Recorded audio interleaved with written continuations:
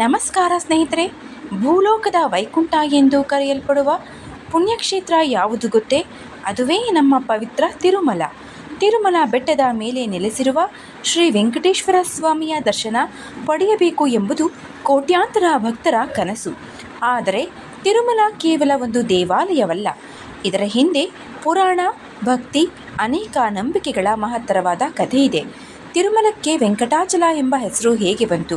ಪುರಾಣಗಳ ಪ್ರಕಾರ ಶೇಷನಾಗನ ರೂಪದಲ್ಲಿ ಭೂಮಿಯ ಮೇಲೆ ಕಾಣಿಸಿಕೊಂಡ 7 ಬೆಟ್ಟಗಳ ಪೈಕಿ ವೆಂಕಟಾದ್ರಿಯು ಅತ್ಯಂತ ಪವಿತ್ರವಾದದ್ದು ಎಂದು ನಂಬಲಾಗುತ್ತೆ. ಈ ಕಾರಣದಿಂದಾನೇ ತಿರುಮಲವನ್ನು 7 ಬೆಟ್ಟಗಳ ನಾಡು ಅಂತ ಕರೆಯಲಾಗುತ್ತೆ.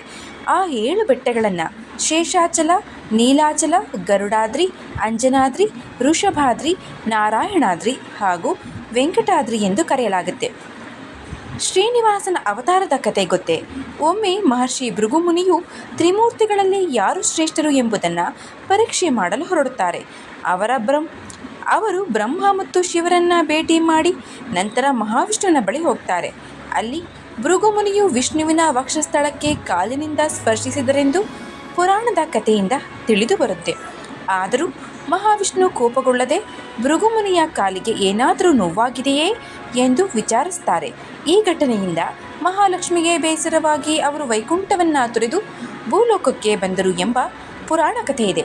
ನಂತರ ಮಹಾವಿಷ್ಣು ಕೂಡ ಭೂಲೋಕದಲ್ಲಿ ಶ್ರೀನಿವಾಸನಾಗಿ ಅವತರಿಸಿ ತಿರುಮಲ ಬೆಟ್ಟದಲ್ಲಿ ನೆಲೆಸ್ತಾರೆ.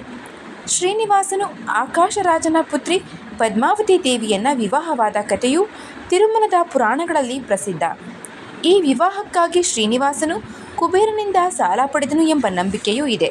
ಇಂದಿಗೂ ಭಕ್ತರು ದೇವರಿಗೆ ಕಾಣಿಕೆ ಸಲ್ಲಿಸುವುದನ್ನು ಈ ಪುರಾಣ ಕಥೆಯೊಂದಿಗೆ ಸಂಪರ್ಕ ಕಲ್ಪಿಸುತ್ತಾರೆ.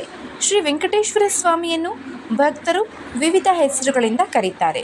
ಗೋವಿಂದ, ಶ್ರೀನಿವಾಸ, ಬಾಲಾಜಿ, ವೆಂಕಟೇಶ, ವೆಂಕಟರಮಣ ಎಂಬ ಹೆಸರುಗಳು ಪ್ರಸಿದ್ಧವಾದವು. ಗೋವಿಂದ ಗೋವಿಂದ ಎಂದು ಭಕ್ತರು ನಾಮಸ್ಮರಣೆ ಮಾಡುತ್ತಾ ಬೆಟ್ಟ ಹತ್ತುವ ದೃಶ್ಯವೇ ತಿರುಮಲದ ಭಕ್ತಿಯ ವಿಶೇಷತೆಯನ್ನು ತೋರಿಸುತ್ತೆ. ತಿರುಮಲಕ್ಕೆ ಏಕೆಷ್ಟು ಮಹತ್ವ ಸ್ನೇಹಿತರೆ?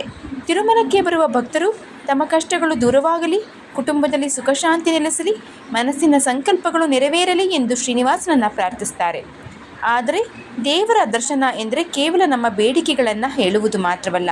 ಮನಸ್ಸಿನ ಭಕ್ತಿ, ನಂಬಿಕೆ, ಒಳ್ಳೆಯತನವನ್ನು ಬೆಳೆಸಿಕೊಳ್ಳುವುದೇ ನಿಜವಾದ ದೇವರ ದರ್ಶನದ ಫಲ. ತಿರುಮಲದಲ್ಲಿ ಭಕ್ತರು ತಮ್ಮ ಕೂದಲನ್ನು ದೇವರಿಗೆ ಅರ್ಪಿಸುವ ಸಂಪ್ರದಾಯವೂ ಇದೆ. ಇದು ಅಹಂಕಾರವನ್ನು ತ್ಯಜಿಸಿ ದೇವರ ಮುಂದೆ ಶರಣಾಗುವ ಸಂಕೇತ. ತಿರುಮಲದ ಮತ್ತೊಂದು ಪ್ರಸಿದ್ಧ ವಿಶೇಷತೆ ಶ್ರೀ ವೆಂಕಟೇಶ್ವರ ಸ್ವಾಮಿಯ ಲಡ್ಡು ಪ್ರಸಾದ. ಭಕ್ತರು ಇದನ್ನು ಅತ್ಯಂತ ಪವಿತ್ರ ಪ್ರಸಾದ ಅಂತ ಸ್ವೀಕರಿಸುತ್ತಾರೆ. ಸ್ನೇಹಿತರೆ, ತಿರುಮಲದ ಮಹಿಮೆ ಎಷ್ಟೇ ಹೇಳಿದರೂ ಮುಗಿಯದು. ವೆಂಕಟೇಶ್ವರ ಸ್ವಾಮಿಯ ಸನ್ನಿಧಿಗೆ ಹೋಗುವ ಪ್ರತಿಯೊಬ್ಬ ಭಕ್ತನ ಮನದಲ್ಲೂ ಒಂದೇ ಭಾವನೆ, ಅದುವೇ ಗೋವಿಂದ ಗೋವಿಂದ. ನಮ್ಮ ಜೀವನದಲ್ಲೂ ಎಷ್ಟೇ ಕಷ್ಟಗಳು ಬಂದರೂ ದೇವರ ಮೇಲಿನ ನಂಬಿಕೆಯನ್ನು ಕಳೆದುಕೊಳ್ಳಬಾರದು. ಶ್ರೀ ವೆಂಕಟೇಶ್ವರ ಸ್ವಾಮಿಯ ಕೃಪೆ ನಿಮ್ಮ ಮತ್ತು ನಿಮ್ಮ ಕುಟುಂಬದವರ ಮೇಲೂ ಇರಲಿ. ಸ್ನೇಹಿತರೆ, ಈ ವಿಷಯದ ಬಗ್ಗೆ ಸಂಪೂರ್ಣ ಕತೆ ಬೇಕು ಅಂದರೆ ಕಮೆಂಟ್ ಮಾಡಿ. ಈ ವಿಡಿಯೋ ನಿಮಗೆ ಇಷ್ಟವಾದರೆ ಲೈಕ್ ಮಾಡಿ, ಶೇರ್ ಮಾಡಿ. ಹಾಗೆ ಚಾನಲ್ನ ಸಬ್ಸ್ಕ್ರೈಬ್ ಮಾಡ್ಕೊಳ್ತಾ ನೋಡ್ತಾ ಇದ್ದರೆ ಸಬ್ಸ್ಕ್ರೈಬ್ ಮಾಡಿಕೊಂಡು ನೋಡಿ.